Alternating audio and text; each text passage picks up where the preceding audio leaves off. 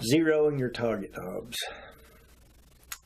You can see the little Allen keyholes right on your knob. After you get your 100-yard sight in, after you know you've got a real good, on a calm day, 100-yard sight in, dead on at 100, zero your knob. Loosen it up, turn it back around to 0, and remember the mark you're on now. See, I'm on number 2. I'm zeroed at 2 on my turret. Pretty sure you can see those.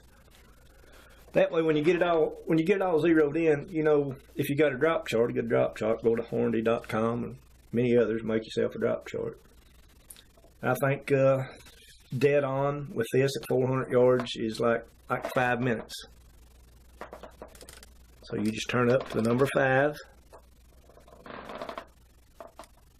Turn up to the number 5, and I should be dead on at 400 yards.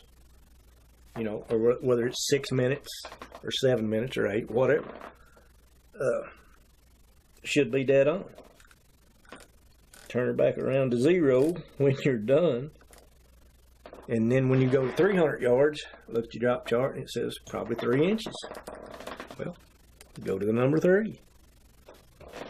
It's 3 minutes. Same thing at 200 yards, you know. Go back 200 yards with this gun. I think it's 1.5 inches.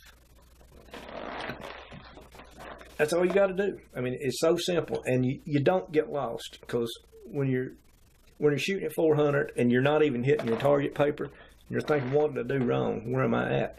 Well, go back to your 100-yard 0. I know I'm zeroed on 2 and a 0. I'm starting fresh. I know where I'm at, see? And that'll help you in the long run. So, by all means, zero your target knobs, and that way you'll never be lost. You can always start over.